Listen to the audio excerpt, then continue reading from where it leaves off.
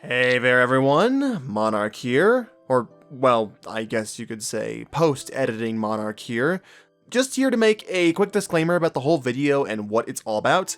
So, I know a lot of people have already made a tier list, a ranking, or just general thoughts video on the bosses of Elden Ring Shadow of the Erdtree, and have gone on length about it. I know I am quite late to the party in that regard.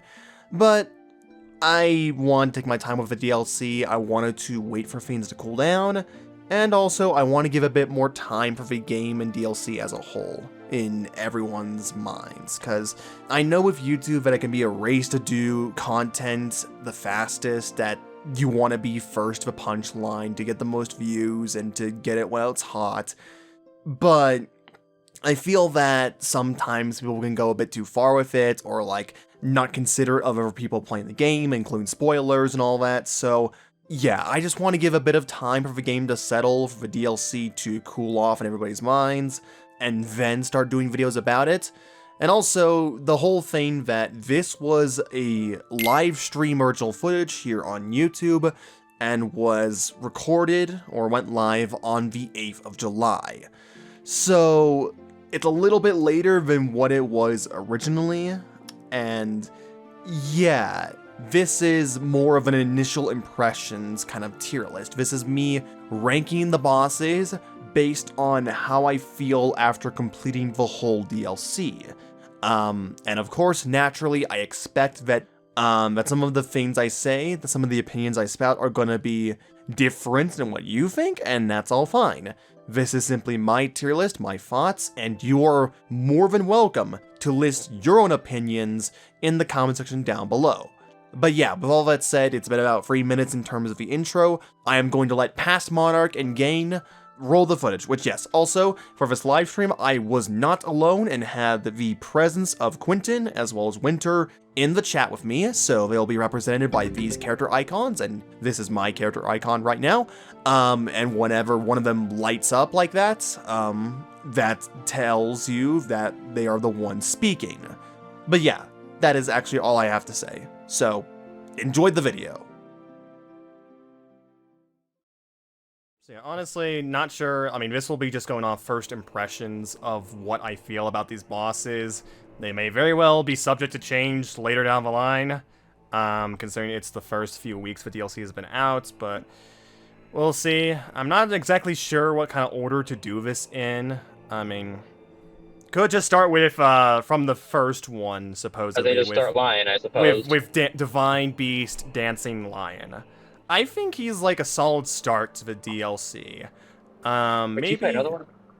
Yeah, I'm thinking either top good or like somewhere in great, because I do really like his fight. I like the OST being so dynamic really with the way he moves and the phase transitions.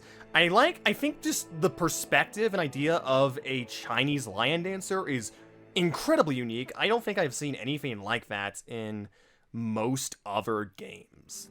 It's a fun fight to learn, and then you have the 3 different phases with lightning, wind, ice, which I think serves as a neat introduction to the whole DLC and like sets the bar essentially for what bosses will be like from this point onwards. I guess the few points I have against it is that one slam attack where it raises itself up, that for whatever reason drops the frames. Even on my PS5, and I've heard from others that, yeah, the frames drop in this fight when there are a bunch of weather effects going on. I guess the other thing is that, yeah, the camera is weird in his fight. Fucking... It is... like, sometimes it's okay, but sometimes it can just fuck. Especially if he does that, like, weird spinny move, like, that kind of, like, slow Psycho Crusher at you. That thing, that can just, like worth the, like, fuck you, you know? Especially if you're like close to a wall. Yeah. Oh yeah, when you're close to a wall, I will say the lightning, I think, is kind of bullshit. Yeah. Like him spawning lightning with every attack, or like most attacks in the phase, and like the lightning can be off screen and it can still hit you. It's like, okay. Also, his lightning spear is really fast. It's fast. Like, that's his heal punish for sure. That's designed to be his fucking heal punish. And you can double up on it. Yeah. Yep. Yeah, so probably top good at the moment. I might bump it up into like bottom of great if I feel like it. Okay, Rellana, Twin Moon Knight. That is a great fight. I'm pumping that up into great. I said people don't like her, I guess, but she's cool. I think the reason why people don't like her is because of how fast she is, and it's like there's very few windows with her. And her combo chains extend for a while. Honestly, I didn't feel like it was bullshit. Like, there was a natural kind of rhythm, or, like, there are expectations when she does certain attacks. It's like, okay, if she does this one, it's gonna lead into this one, or I know when to punish. And she balances out with close range, and also has the glint blade phalanxes, or, like, the summon swords, to set up a little bit, whether that's from above, in which case it'll be a little bit of a timer, or below, where they'll kind of shoot out instantly. And I think that's good for keeping you on your toes at a distance. And there's a very nice dance around her where it's like you kind of want to dance around. I think it was to her left, I found, for my playthroughs or attempts against her. And then phase 2 drops, and now you've got like the different versions of the main super she can do with the Glintstone Blade or the Flame Blade. I found it way easier to bait out the Flame Blade Cyclone attack. And then there's the after effects, kind of has some Lady Maria or like explosion after effects on the Flame Sword. And yeah, the coolest part by far is the Twin Moon spell, which I could see for some perhaps being a little bullshit, because like if you get hit by the first part, you're getting hit by the rest. There's no question about it, and you are most likely dead. If you get hit by either the first or the second, you are guaranteed to get hit by at least the third. Yeah. It's pretty easy to dodge, but it's like one run that is just gonna go to that super. Which it's not like, I think that one's fine because, like I said, it is easy to dodge. Because I remember my first playthrough, like, because she summoned them, I was like, oh shit, she's gonna shoot them at me, like, you know, like Rellana, like the other other moon spells, but no, they go down. Yeah. So like that is kind of meant as a, I don't know if it's meant as a yeah, but like I don't know how many people are gonna expect that. But like once you see that, you're like, okay, just jump it and it's pretty easy. Yeah, you jump it. It's not like Waterfowl or some of Radahn's supers where it's like you're gonna die to this like fucking 20 times plus before you even learn how to remotely dodge it.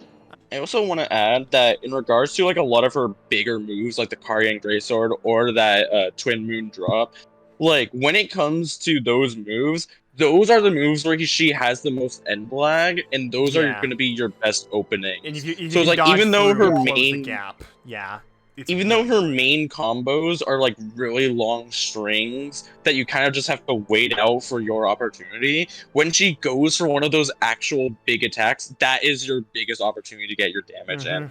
I also feel like her damage isn't that bad unless you go there immediately after Lion Dance. Which some people did. Some people did, yeah. Or I think I've even seen some playthroughs where people go to her first. They don't go to Bayle first. Oh, I can absolutely see that. Some people go right to her. Yeah. Because you see that big bridge off in the distance with the castle, and you're like, oh, that's got to be the first place. But no, it's the fucking tunnel. It's Bayle, yeah. But I mean, yeah, overall, great Mage Knight fight. Great flow to her. Good music as well.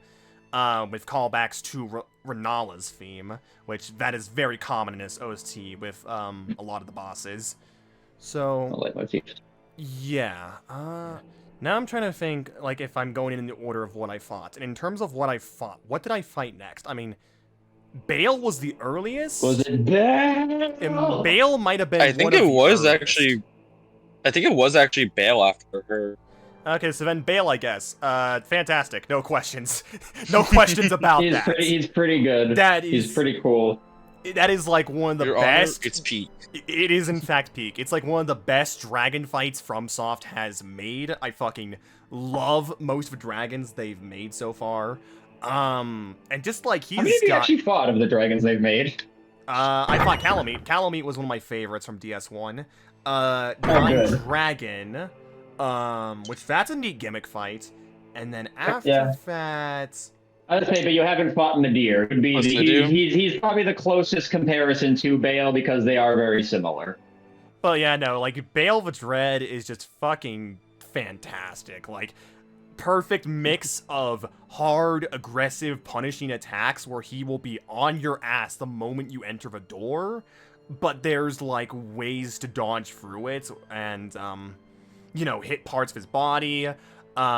Fucking great ambience or like spectacle with the flame lightning of the arena, and just also the storytelling and run up to the Jagged Peak adds a lot to Bayle the Dread. There's a lot of hype building him up that's really cool. Yeah, you get everything from Igon's first encounter where he's just wounded in the middle of the road screaming out Bayle. You go through the mini dungeon with Dragon Man, you find Dragon Hell, you talk to the priestess, which gives you the lore dump about... I didn't say it starts even before that. You get that fucking item that says, oh yeah, this thing fought Placidusax, he's in a mountain, go find him and kill him. Yeah. And you're like, oh yeah, cool, I found I'm gonna that go find a after fucking dragon. Bayle. Yeah, like if you I found find that after I discovered the Bayle magma personally. talisman that talks about Bayle, yeah, or even the hunt with the Yeah. Ghost Fair. Like there's a lot of anticipation and storytelling and lore to Bayle that overall makes the fight a spectacle, and just really fulfilling. I also just like how, I don't know, how beefy he is and how it is encouraged to use anti-dragon weapons, like the dragon grease, the spears, or ancient dragon lightning strikes. I think that's really good. I mean, We use the adds dragon katana thing. dragon katana, which you It's pretty just get cool. from Dragon Man. Like, you're encouraged to Yeah. use anti-dragon weaponry, and it just kind of, it adds to that little bit of old classic dragon hunting mythos that, like, is so prevalent in culture. It So it's almost like, feels like Monster Hunter. yeah. Kinda. A little bit. Or again, like that Moby Dick energy with Igon, with like the hate grudge essentially. Yeah, and it just adds so much to the fight, and then phase 2 drops, and oh my god, it goes into overdrive with the aerial bombardment. There's Actual slams Satan. and flame lightning. He gets energy lanes. He gets a fucking faster version of Placidusax's nuke, and just oh my god, the laser. I think one gripe I have with this fight is that sometimes when entering into phase 2 of his flyby, my camera does accidentally de-lock, or like, when Yeah, he it's flies weird. off, Yeah. when he flies off, it kind of, it's a bit close to the wall, so it obscures like where he's flying and the bullets. I think that's my It seems to be. main It complaint. seems to with be a him. bit like. It seems to be a bit odd, specifically when he's next to like the entrance or any other sort of wall when he does that transition. Like if he's anywhere in the middle of the arena, you're gonna be fine for the most part. Wall can be a bit weird. Plus, those I think they Yeah. can actually also get like those like the fires that they get spawned behind them can get stuck on the wall or like despawn Yep. in the wall. You know what I mean? Huh. That's- Weird. Which can be good for It can you, but kinda- it's weird. It can be good, but it can also maybe throw you off because it's just like, wait, where are Yeah, they? 'cause And you're next thing you know, you're expecting to getting dodge hit through by it. one. I don't know. I think that's Although like I don't know if this is necessarily an issue, but I could see some people not liking it. He does like to just fucking fire, like spend all of his fucking meter and just shoot super in a row. Some like a I lot of the could see time. that considering phase 2, like he could do Like he maybe will the legit just do the laser fucking first, beam and then into the Placidusax slam, into the nuke. fly, and it's nuts. got- Yeah. It's just a peak dragon fight. Again, I think I like Placidusax and Bayle for different reasons. Like Placidusax has the ambience, the somber nature, like the music, the rain, whereas Bayle's like a better fight essentially. Like he's more aggressive, his attacks are generally more dangerous, better, he's got a lot bigger variety of them. I mean, what more could you want from literal dragon Satan? So then, Midra. I'm gonna be blunt, probably favorite boss in the DLC. Holy shit, I love this boss so goddamn much. It's kind of like a little bit of Bayle in terms of that there's everything leading up to him. There's the whole abyss, there's the walkthrough sections, or just like the horror game elements in terms of walking by the lantern enemies.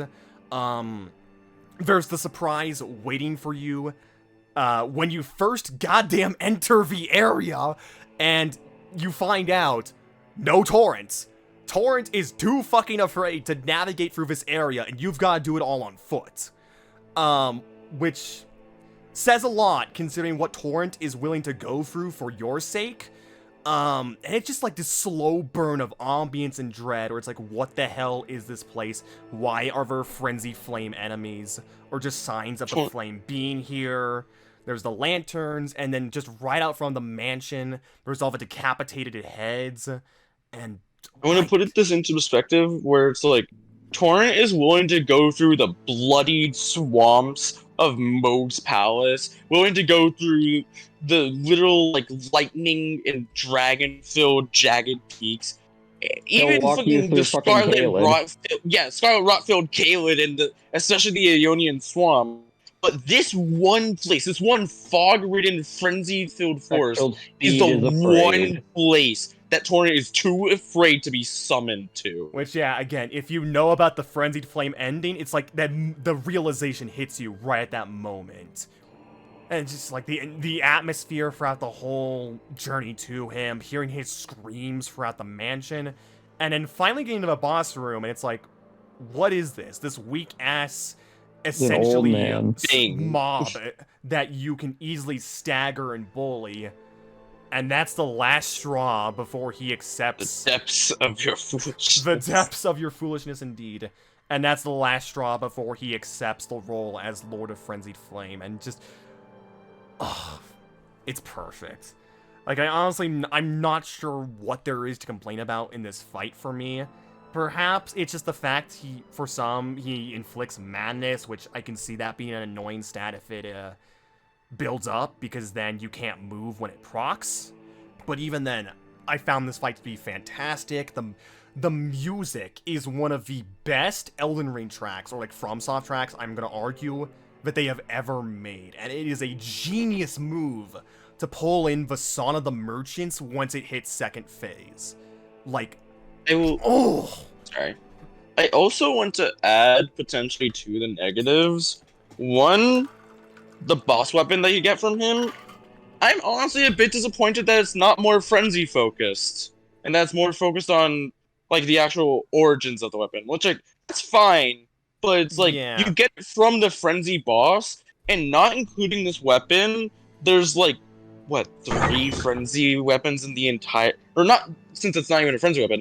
There's only like what 3 frenzy weapons in the entire game. 2 of them added in this very DLC. From this area, kind of, because there was Vike's Frenzy Spear, which you got from like the invasion. That's the only one I can.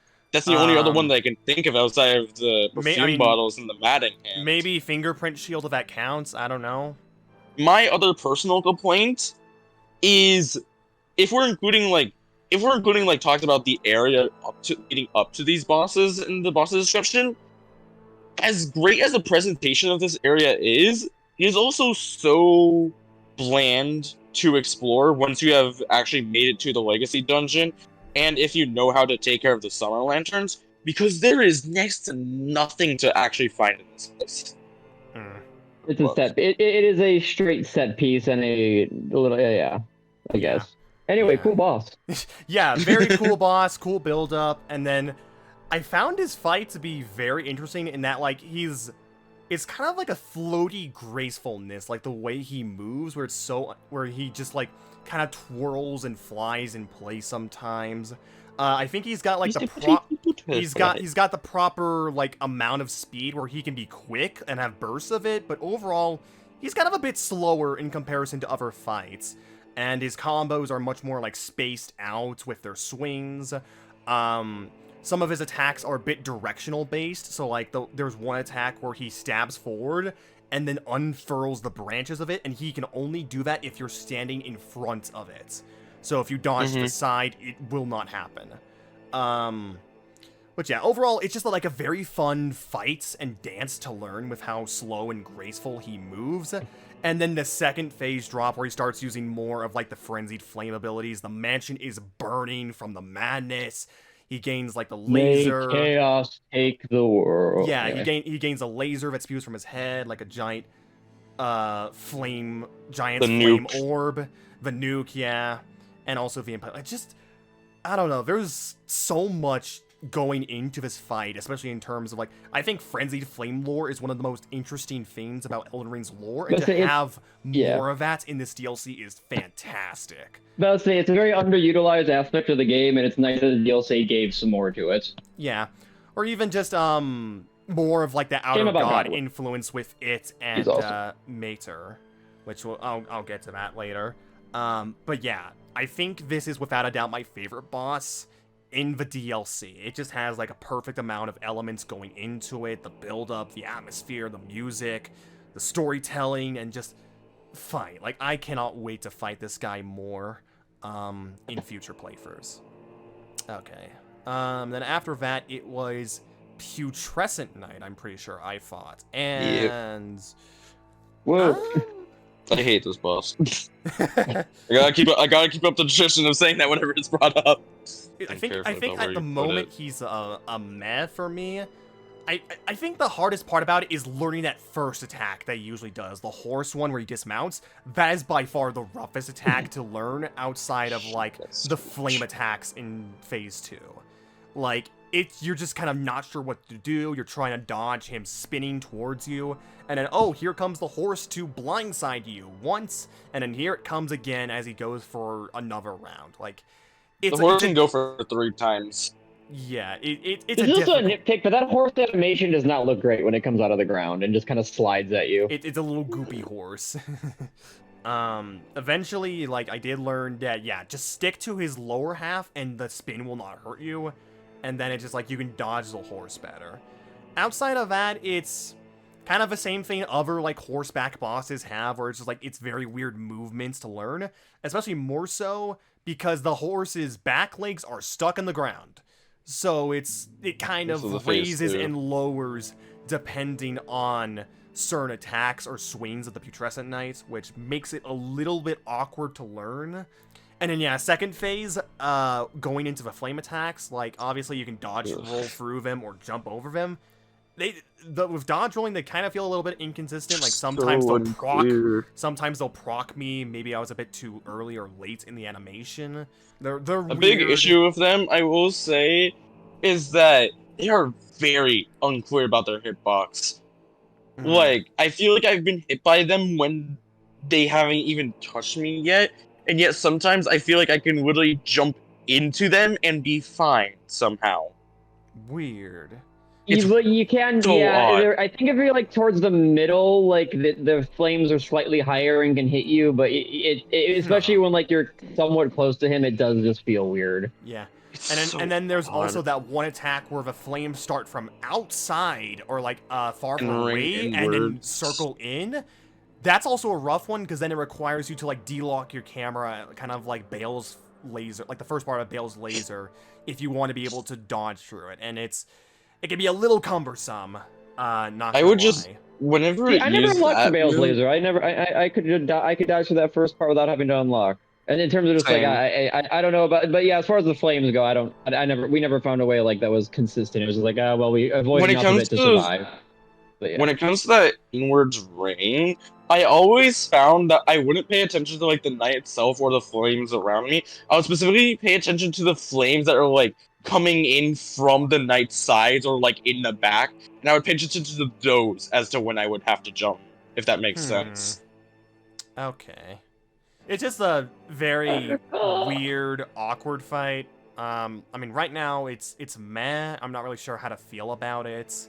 I mean, also the flames do proc frostbite as well, so...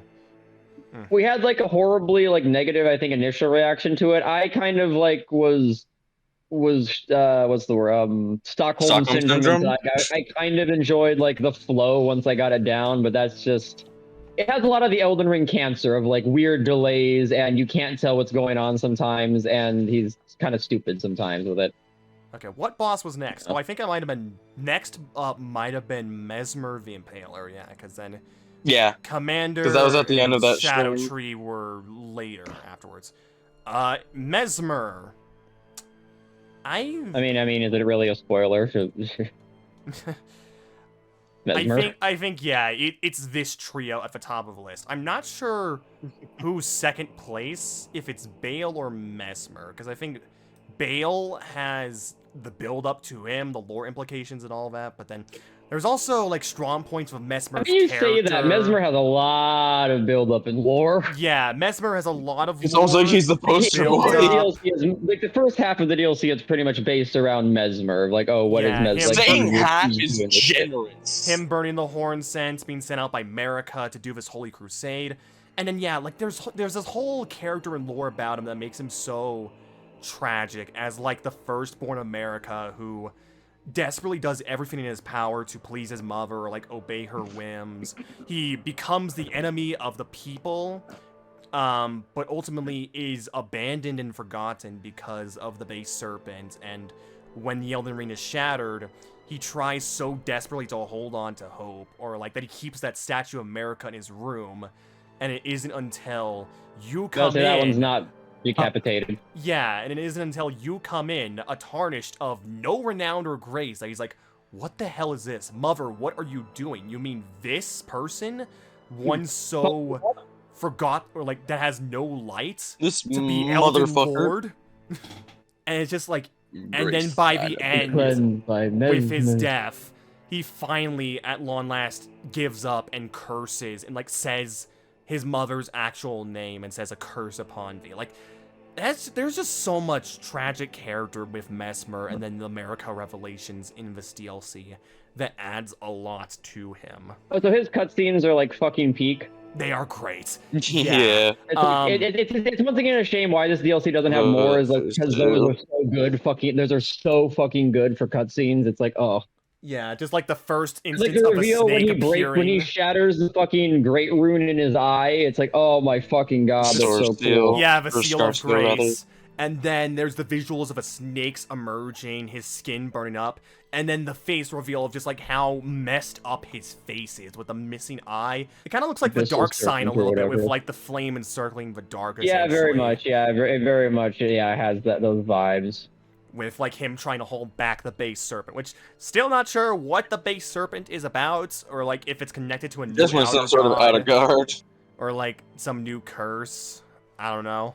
I guess we'll have to find out like what revelations people can theorize about later.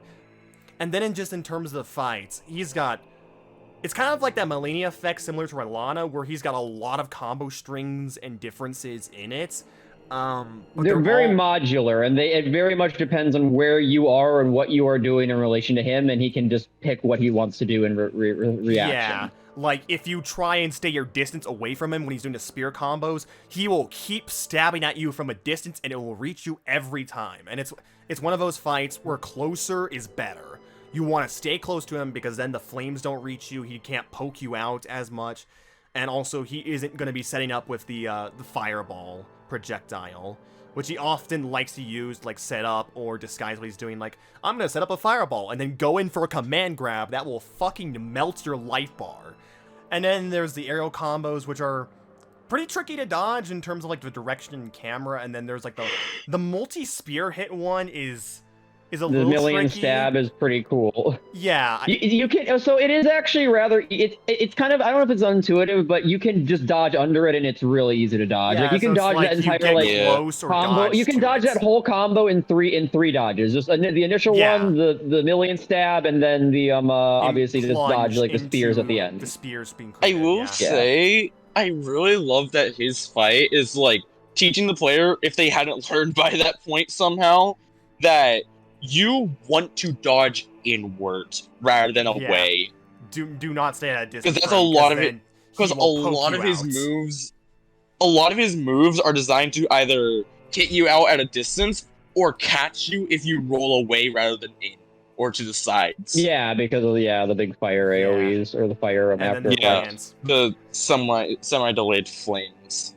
Yeah, and then phase 2 is just more modular combo modifications. Like, he gets the corkscrew drive that he can do after most moves to make it so that it's unsafe to try and punish. He's got the you can actually still get the punish. It's slow. It's a slow enough windup. It's just that it repositions, and if you try to heal, it will catch you. Yeah. But you can still get the punish. Actually, you gotta be a little quick about it. There's the various snake transformations where it's like he can do that out of combos or do it into combos. So then you have to be more aware. I will say one gripe I have, the camera kind of freaks out when he's going into snake mode. Yeah.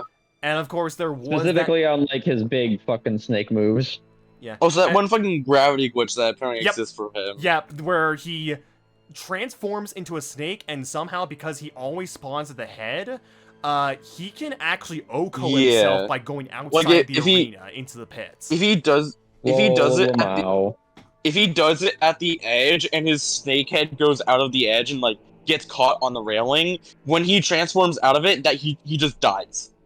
But you know, I found that like if you just simply don't react to them spawning, but rather only dodge roll when they hiss, because then they attack, it's easier to deal with. Also, I like how if you are close enough to the head when he transforms out of it, he takes double damage, essentially. He takes more damage because you're hitting the snake head and also his body inside of it. And it's like, he takes massive damage from that if you can get the hit in. But I mean, yeah, Messmer is the Lady Maria of a DLC, and it shows. They put a lot of care and effort into his fight, and this is personally my trio of, like, the top tier bosses in the DLC. But yeah, on to Gaius. I think this is pretty self-explanatory. It's... Immediately into Blah. Yeah, probably I like haven't fought this guy, so I can't say. bottom of the list, yeah. Go off. I mean... Fuck him. I hate that boss. It's another, like, horseback kind of fight, where there's a mounted rider. It's a boss arena where you can summon torrents, but from what I've seen, it's not really that useful. Even sometimes he can outspeed you or catch up to you. By the way, on Torrent, you physically cannot dodge the charge on Torrent. It is impossible. He will always catch you. Yeah. Even if you try to, like, jump over him with it. Steve said that earlier in the stream. Like, he was like, oh, whenever he did the charge, he just got on Torrent and ran away. Oh, no, I wasn't paying attention to that. The only consistent way to dodge it I found was to just roll diagonally through him. Yeah, which even then, as we've said before, that charge hitbox is fucked. It is gigantic, it is constant throughout the entire animation, and it has, again, a chance of double proccing if you get hit by it. I have had times where I was dragon communioning in the air with a dragon breath. I got knocked down once, and then the moment I was on the ground, I got hit again and died because it procced again. Oh, so apparently he was glitched at the launch or something with his placement, or it wasn't intended anyway? Yeah, he would spawn basically like 6 feet away from the entrance to the arena every single time you went to refight him. Yeah, so he would just immediately start with that charge, and if you were doing like any sort of like buffing or anything like that, you would just get hit, guaranteed. Yeah.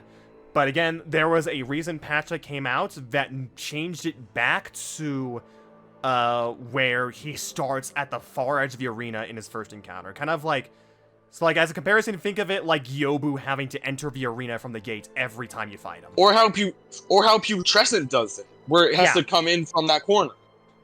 Yeah, I don't know. Commander Gaius is just a really buggy fight, and that charge is the main reason why. Other than that, it's like, yeah, it's still kind of got the same systems that the other horse rider bosses have. And in Phase 2, he's got gravity like Corkscrew with his fucking boar. He's got a gravitational mine he can place down that kind of pulls you towards it, or if you're too close. The triple gravitas. He's got like a little lightning gravity spear projectile he can shoot out. He has that in Phase 1. Yeah, he also has that in Phase 1. Oh. It's just, obviously, yeah, a lot of people consider it probably one of the worst bosses in the DLC, right down there with Consort Radahn, and yeah, I can see why. It's mainly that fucking charge. That charge sucks so much. Next up, Scadutree Avatar. Neat gimmick boss. Very interesting silly guy. Gimmick boss. I literally just killed him. He was kind of neat. Peak silly guy. I love him. The thing good right now, I'm not sure if below or above Dancing Lion, because... What the fuck? It's weird, like I said. He's above. I think he's above. The camera's not. The camera, I think, is, like, significantly worse in the Dancing Lion fight. Right. Yeah. I will also say, this guy fucking hurts with his attacks, especially the foreign sorceries he does. My god, he can... He's absolutely a glass cannon. I'll say maybe that's like a slight thing. I think it's kind of weird where the hitbox on the thorns end, and like especially like the big AoE he does. Like yeah, where there are multiple thorns, it's kind of weird to dodge through it because then it's like you can waves, like but get hit behind don't come out in proper from behind waves. thorns or from the ones you're dodging through. It's a little awkward in terms of that. I think the behind thorns aren't hitboxes, are they? Or it's hard to tell. I think that's probably like it's one issue, I'd say, I guess. Yeah, I just like him. I don't know. That being said, look at the fucking arena. My God, Look at the arena, yeah, being at the base of the Scadutree, and just also, again, the points of the ambience or storytelling with his fight, where it's like, at first, honestly, the music isn't all that noteworthy, but then third phase hits, and it's just so melancholic and slow in comparison to, like, the pace of the fights, that along with, like, the big explosion attacks, you can really tell that this is its last stand, essentially, but it's running out of stamina, and it's desperate, and... I do like how it does evolve, like, it gets slight extensions or moves, depending, like, after each one. I don't know. It's just also, like, a very interesting approach for a boss, where it's like, the moment you see the health bar going down so fast, you think two things. One, am I overleveled for this? Two. Or two, something's up. Something is up. I do not trust this at all. Miyazaki, you fuck. And then you notice that the health bar guaranteed ends off with riposte, and it's like, Yeah. And then he comes back. Or it's like, if you don't notice that, then you think it's again. just a genuine death, like you did on that first run. Yeah, I didn't know that. I Just didn't see that there body was is limping the for glow way in the too eyes to critical long. hits. Yeah. It's generally a neat surprise. I don't know. Like, it's just a neat gimmick fight with the fake outs and then the 3 different chunks of the health bar. Or it's just kind of like, it doesn't overstay its welcome, essentially. He's like a normal fucking neat FromSoft boss. He's like if Ulcerated Tree Spirit was fun. Let's say he's like if the Tree Spirits weren't total garbage. Nah, I'm kidding. And also in terms of ambience, I just like the storytelling behind it and the Scadutree itself, where it's like, it's the cesspool of, like, all that is outside the Golden Order, that it's, instead of, like, a great oak stump, or, like, some of the mighty imagery associated with the Erdtree, it's a frail little sunflower, just covering itself in thorns and bramble to protect itself. It's trying so desperately to reach out from the sun and grace to reclaim it, and it's just, it can't. What was next? He's I think just a cool it little was guy. Metyr, Mother of Fingers. Yeah. Maybe he did, because it was the one boss I don't know, like, anything about the fight or anything. I got spoiled on what it looks like, thank you, YouTube, but I don't know what the... Actually, no, I also don't know much about Romina, but yeah. Romina, yeah. I think I'll put Metyr... Yeah, I can't comment, but these two are best seen blind, so if you want, you might want to, like, dip or deafen here, then yeah. Perhaps well, yeah, I'm just gonna deafen. Because, okay, so, like, positives, the lore implications from Metyr and the whole questline are gigantic. It is absurd, like, the kind of revelations that come about, not just the Golden Order, but also the Two Fingers, the Greater Will, even Marika's reign, and how it was fucked from the start. It was broken from the very start, like it was theorized by so many NPCs in the base game. Yeah. There is that wound on her chest as well. There is, which, again... fucking props to Miyazaki and designers. This is by far, like, one of the coolest, strangest designs out there. But my god, it is so damn uncanny and gross that it's hard to look at, honestly. And just with, like, all the, what did I say in the live stream in terms of, like, with the wound and the birthing? Like, what's that kind of imagery called where it's associated with, I don't know. that part of the body, if you know what I mean. Like, it's just, it's certainly an interesting design, and it carries, like, an element of cosmic horror grace with it, but my god, it's hard to look at sometimes. Yeah, and then just, like, that cosmic gracefulness carries over into the ambience, the arena you fight it in, which is very ROM-like, with all the fingers and, like, tubes above and below. And just, like, all the galaxy... Like, the fact that a lot of her attacks in Phase 2 straight up are, like, galactic bodies, black holes, and, like, quasars, essentially, she's throwing at you. It's just such a cool design and motif that really makes it feel like you are fighting the closest thing, essentially, to an outer god besides the Elden Beast in all of Elden Ring. Like, it just feels otherworldly. But then in terms of fights, I don't know what to think of Metyr. It's a neat fight, it's an interesting fight, but a lot of the way she moves is just off-putting to me, and like where no part of her body is really safe, because you can't exactly stand in front, because then she has headbutts and like she can spew finger creepers from the wound on her chest. But then if you try and stick to the side, as well. and beams as well, yeah, or like the slam beam downwards with the shockwaves. But then if you try and go to the sides, you are subjected to possibly one of her worst attacks with the damn finger creeper walk, and just I genuinely don't think there's any way to fucking dodge that. That is so hard to dodge once you're stuck on it. And it's like you're not getting towards her backside because she tracks too fast. She tracks really well for something of her size, and then she just hops around all that. And then phase 2 starts, and like again, I love the galactic or galaxy-themed injury with the quasars and black holes.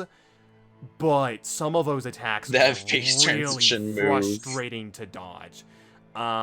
Especially with the one that like spawns the 2 lasers that rotate around the arena, which apparently you fucking crouch for. You crouch for somehow, or like you can duck. Yeah, if you can't get that roll timing down for those, it's probably best to just attempt the crouch strat. Or like as close as you can to the bubble without getting hit by the bubble. Yeah, it's just a very weird attack. I think Metyr is the one here that most desperately needs another playthrough for me, because I just could not make heads or tails of her attacks in this playthrough. So she's probably the one most subject to change in the future, whether that's for the better or for the worst. She was alright for me in my first playthrough, when I was doing her like solo tish, admittedly, like she was alright for me solo that way.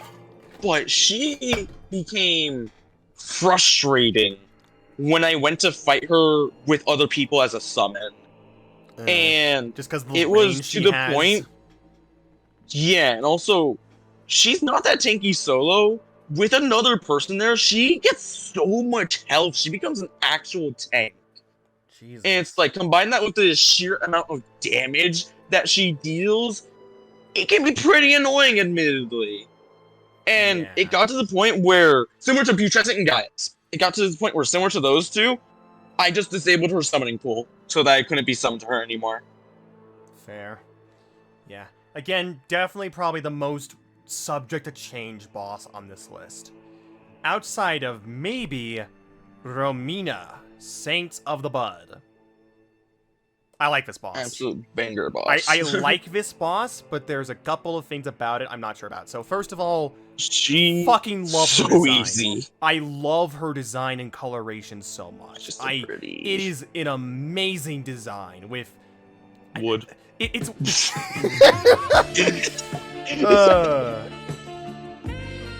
Sorry, I had to. I don't know. It's also just weird because like this should be a design I do not like. I generally don't think I'm a fan of creepy crawly bugs, but like the way it's merged with like the scorpion and then the centipede is just beautifully done with the coloration as well, like where it's this bright pink magenta. And it also shows like a neat contrast with Malenia.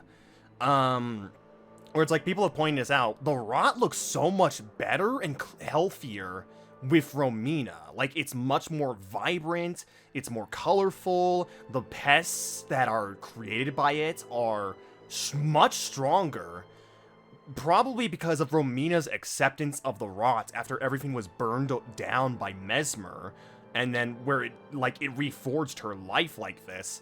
Whereas with Malenia, she actively tries to forego the rot. She does not want any part of it, and so it looks a little bit more decayed, forgotten, or like muddy, essentially, in coloration. I don't know, it's just like interesting parallels.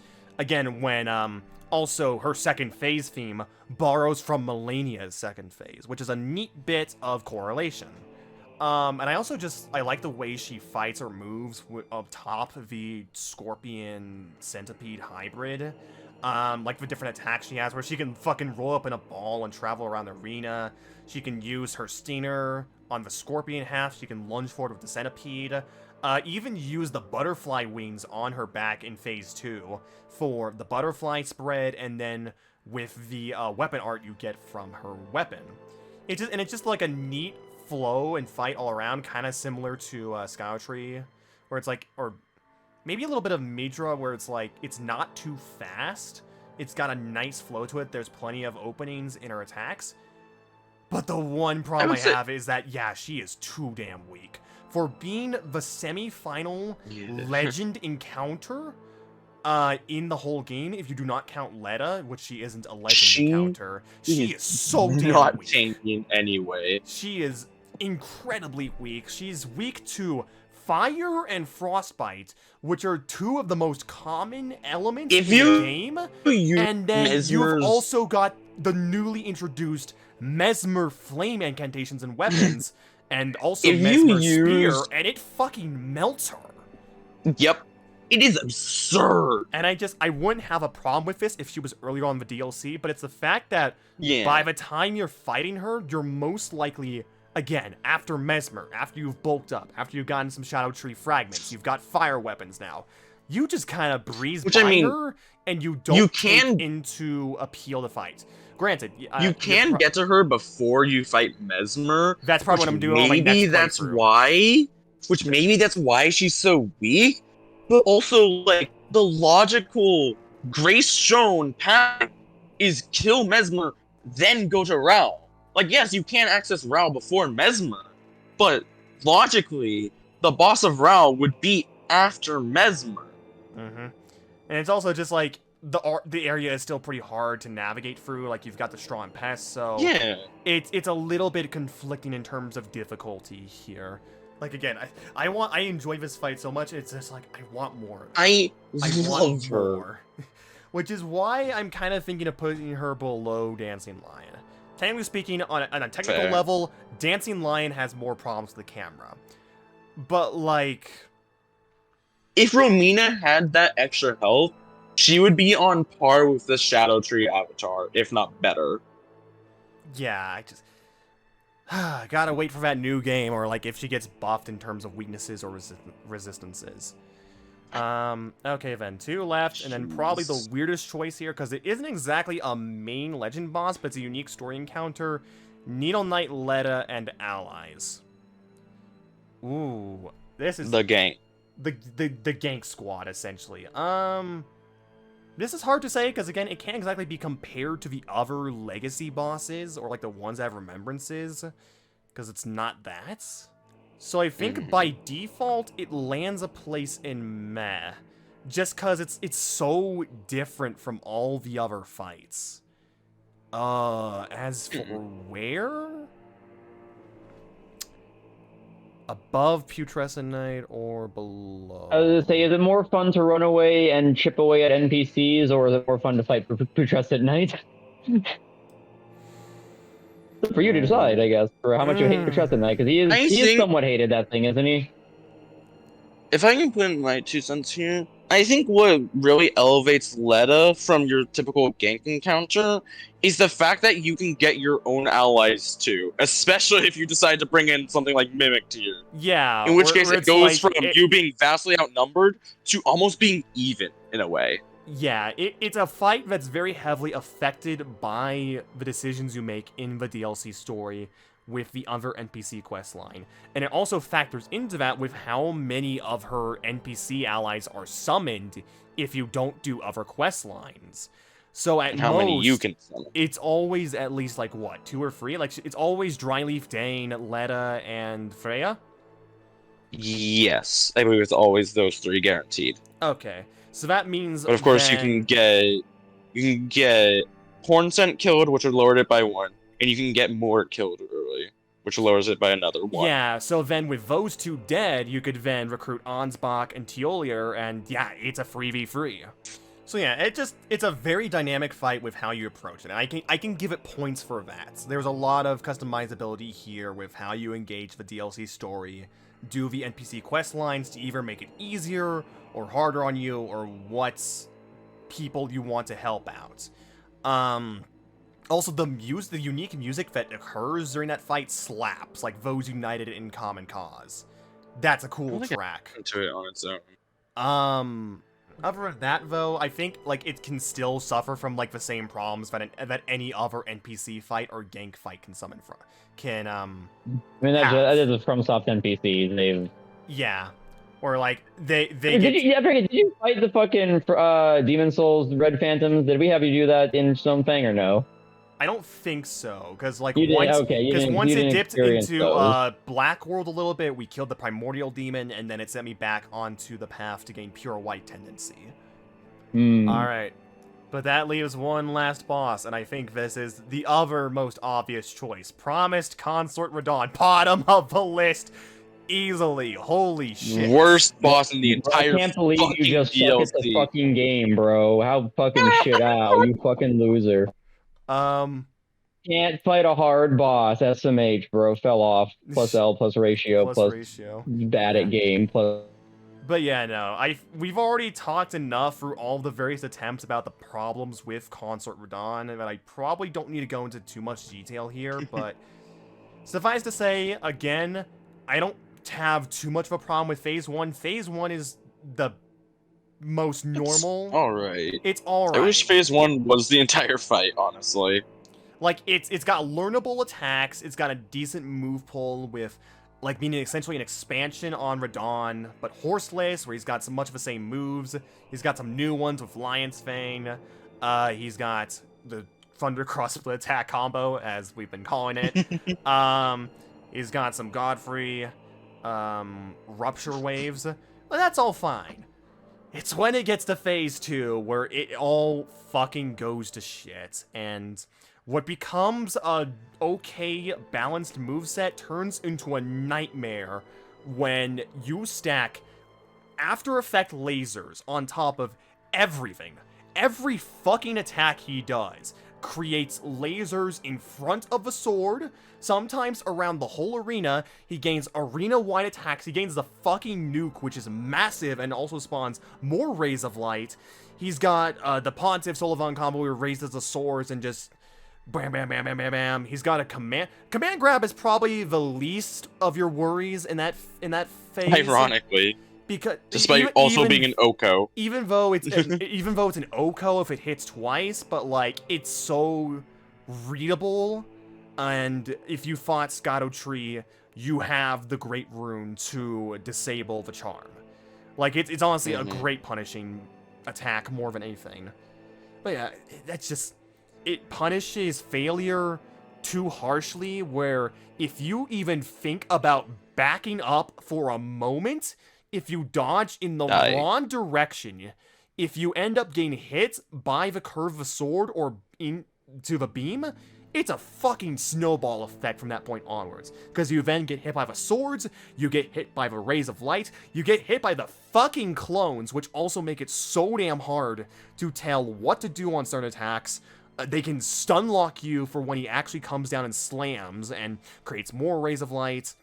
And it's just, it's a nightmare when you get hit. Like, it's the extreme of Messmer's idea of stick close, but taken to the most, like extreme, essentially, where it's so unforgiving if you mess up. And it's frustrating in terms of that, trying to learn the dodges or the timings with not just the slams, but when the light rays come up. God, and he has so much health combined with so few openings on his attacks. Which makes me wonder. Huh? I'm gonna look up his health. 47,000 HP. Jesus. On New Game Plus. Yeah, again, overall, it just, I wanted to keep an open mind so badly about this fight, or see like if there was some good, but no, a lot of the complaints hold true, and it's the instance in the game where I think it's most obvious that they went too far with this. I think what would have been better is if, not to try and borrow more from Twin Princes, but like actually just have Miquella be able to do attacks of his own. Like, still keep the moveset for Radahn, but don't get the light rays on every fucking attack. Make it so that Miquella can also create, like, rings of light, essentially. Like, some of his own spells that you can actually get from him. and have him use that throughout the fights. Wait, does he not use those? I only like watch it like second mod, Radahn is still the one attacking them. It's not all Mikola. Radahn. but like Mikola's not like casting spells on top of it. Like I thought it was literally like some princes where he just casts spells. Huh? I it's guess all just He's After Effects. just there for aesthetics and to blind you. Yeah, it's all either After Effects or new attacks that Radahn himself gets. Yeah. They aren't Mikola casting I guess it. you could argue the nuke is being generated by Mikola, but it's like also Radahn's being a catalyst for it. I guess Mikola is the one doing the grab because Radahn bear hugs you and then it's Mikola putting the charm on. But yeah, I just think it would have been a better route if they went for, again, Twin Princes, where Mikola can do his own attacks, where he have him do Rains of Light, triple Rains of Light, Beams of Light. Maybe still have them attack in tandem for the most part, but like not to the absurdity that Radahn already is, if that makes sense. Because maybe just have Mikola add on to the final ends of Radahn's combos, if that makes sense. Yeah, exactly. Because phase like one moveset is well-rounded, but it can already also be a bit much in terms of just his aggression. So just a little bit more of that with Mikola being able to do like what Messmer does in terms of like combo enders or new into combo starters. That's perfectly fine. I just don't think stacking beams onto every attack to fill the screen is the solution. And yeah, like others have said, this is the one big instance in the whole DLC besides Divine Dancing Beast Lion, or Divine Beast Dancing Lion, where there are massive frame drops on PS4, on PC I've heard, where yeah, the performance just tanks with how many rays of light there are, and it's just too much. I can admire the attempt and the idea behind it, and the fucking theme is godlike. The theme in both phases, with it being a remix of Radahn and then being the story trailer theme, is amazing. But the fight in phase 2 is just dog shit. But yeah, I think that's accurate to my first impressions of the DLC. So like just running through. Top 3, Midra, Bayle The Dread, Messmer. Yeah, that sounds about right. Messmer, without Bayle, contest, certainly. Yeah, Messmer, I think Bayle's my favorite so far. Can be interchangeable, depending on like what I may be feeling, but Midra is my favorite, no contest. I think Messmer is my personal favorite, honestly. That's fair. I just had so much fun fighting. Look at this wonderful variety we have here. Great then, Rellana, she is the only one in great. Do I feel like any of the other ones bump up into great? Wait, she's the only one in great? Maybe a silly little sunflower boy. I would say I would vote for the silly sunflower boy. Silly but it's your list, so yeah. I mean, then again, it does kind of have the same problem as Romina, where it's low health.